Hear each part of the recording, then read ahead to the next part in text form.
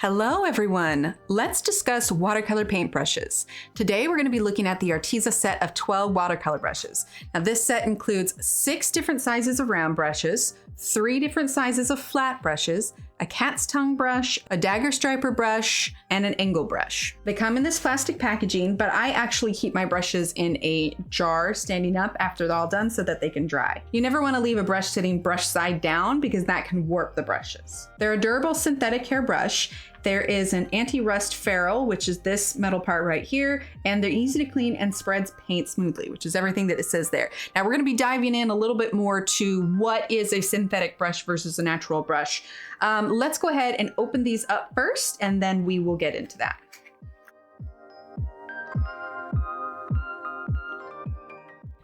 So this is part of their premium line of art supplies. There's the classic, the premium, and the pro series. These ones are right in the middle with the premium. And the nice thing about this packaging as well is that it gives you little notes about learning how to take care of your paintbrushes. So number 1, don't let the paint dry on the brush and never leave a brush in the water. 1, it can ruin the bristles, and 2, it can bend them. And then wipe off any excess paint by squeezing the brushes from the ferrule. And again, the ferrule is the metal part on the paintbrush. You can remove the watercolor just by rinsing the brush in lukewarm water. If you need to use soap, you wash gently using a very mild soap and then rinse until no more color comes out. You may still occasionally have brushes that stain, and that just depends on the kind of pigment that you use, but that doesn't mean that that color will get transferred to your painting. Afterwards, you shake off the excess water and then you gently shape the brush to its head, which for the flat ones, they tend to already lay like that, but that's going to be more relevant for the round tip brushes and the cat's tongue brushes, which is this one. So I'm going to go ahead and start showcasing these brushes. We're going to discuss a little bit of what's the difference between a watercolor brush and an acrylic brush and why sometimes you shouldn't use one for the other and vice versa.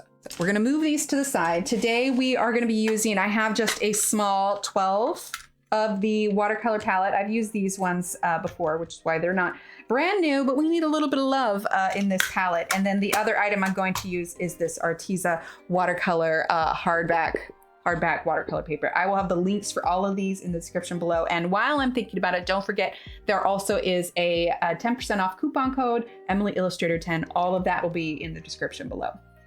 The other tools that I'm going to have are just a jar of water, and I have an old rag. One of the things that I've loved to do is you take like an old towel that maybe isn't good for normal use anymore, and I just cut it up and do a lot of rags, so I keep these little rags in my office all the time. Now, when you first get a brush, you'll notice that there is a little bit of a coating on the outside of the brush. It's kind of like a crispy, kind of almost kind of clumpy feel to it. And all that is it's a little bit of a thin layer of glue that helps to keep the hairs in place until you're ready to use them. So all you need to do is just rinse them in water, and the glue does not become an issue at all. So to begin with, we're gonna go ahead, I have a spray bottle here. I'm gonna go ahead and spritz the watercolor palette. And then what we're gonna go ahead and do is test out the different sizes of the paintbrushes while we discuss a little bit more about the different brushes and what they're used for. So to begin with a large brush, obviously you can use this to cover a large amount of space. Let's just start with our blue. Okay, and we are gonna test out what these look like. As you can see, that brush holds a lot of water, which is fantastic for different techniques. One of the things you can do when you're watercoloring, there are different types of techniques. There is wet on wet, there's wet on dry. There's just different ways to make your watercolor flow. So for instance, with this particular paintbrush holding a lot of water, we can lay down the water first, then pick up our color. And now we're getting a different kind of flow from the water already placed there. So obviously with this large one, we can cover more space, but you also have the tiny pointed part that is going to give you a little bit more detail. As I clean it, I run it on the edge of the jar, and then I just move it backwards. I'm not moving it forwards at all, but I'm moving it backwards to help keep that point. And then if I was completely done with this brush, I'd make sure it's got a nice sharp point, and I set it to the side.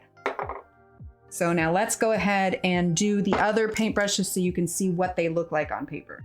So these brushes are a durable synthetic brush. You might wonder why specify synthetic. That's because there are two different types of material. One is synthetic and the other is natural, generally made from animal fur like weasel or squirrel.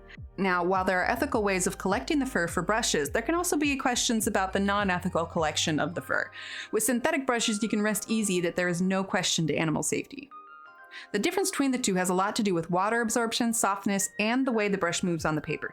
That being said, there's such a wide variety of synthetic brushes. Unless there is a very specific reason that you need natural brushes, the synthetic brushes are a much more cost-effective and environmentally friendly option. The next question you might have is, why are there so many different sizes and shapes? Having a variety of shapes can be a great way to get a number of different shapes and strokes on your paintings. For instance, the dagger striper brush is great at doing different kinds of leaf shapes.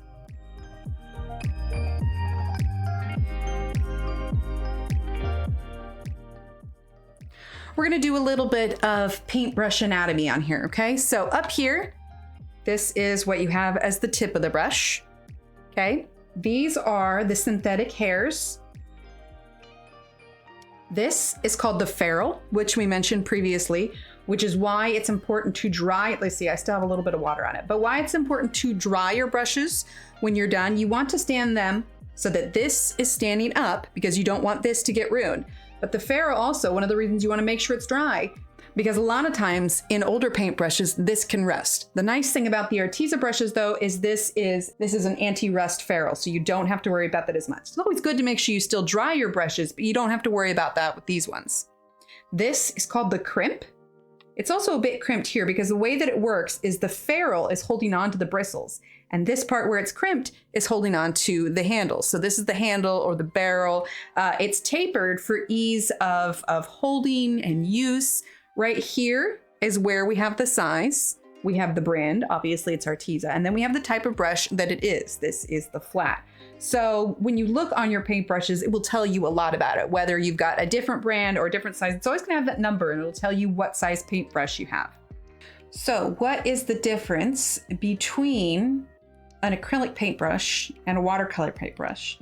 One of the perks of having a good watercolor paintbrush is the amount of water that it can hold, hence watercolor paintbrushes. And this is not as relevant now as it used to be before. This particular watercolor brush is made with synthetic hairs, but a lot of times the reason you had your separate watercolor brush from acrylic brush is because the acrylic paint was much harsher on the fibers than the watercolor paint.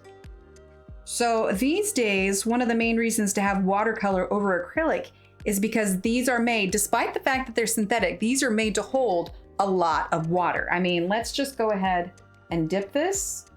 I'm just gonna tap it. I'm not going to run it on the towel that I have next to me. And if you pop that down, look, I don't know if you can see with the glare, but look at how much that water is basically running on there. And now what I could do is take a little bit of this blue. Now you see I've kind of put that pigment in the water. You can get this sort of pigment run all along where we placed our water.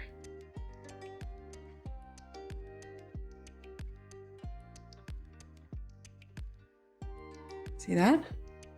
That is another way to work with your watercolors. As far as what I personally look for in a paintbrush, I'm pretty simple. One, I love how much water they hold, but two, there's two main things. One is, are the bristles frayed, like straight out of the bat? The answer is no. The other thing is, probably one of my biggest pet peeves is having the hairs of the bristles come out of the paintbrush while I'm painting, and then you have to pick them out. That is not the case with these at all. I've been using them a little bit and I haven't had any hairs come out. The other thing is when the ferrule is loose from the handle and it just feels really weak, you can get extra wobble in your strokes that you don't want. These are nice and firm. There's no movement whatsoever. So as far as a watercolor brush is concerned, these are fantastic. Not to mention, you're getting 12 of them. You have like pretty much any size and shape that you could think of. In the adult coloring world, I may not necessarily use the large ones, but ones like this and this and this are all gonna be fantastic. So the fact that it has a wide range of all the sizes is kind of a win for it in my book. Now, before we wrap it up for the day, I'm going to do a quick little speed painting using these brushes. This is from Christine Caron's book, Wildflower Folks, so feel free to sit back and relax for a few minutes, or you can use the chapters to skip ahead to the last little details.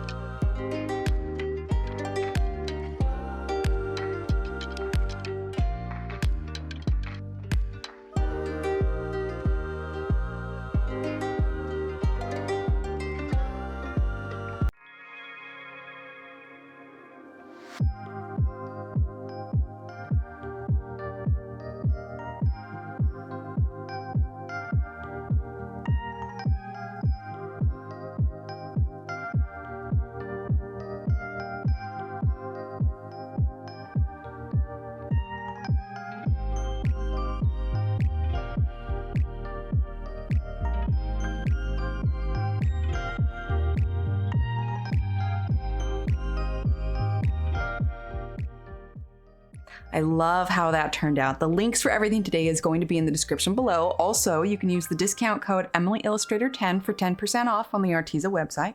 That's everything for today, and thanks for watching. Bye.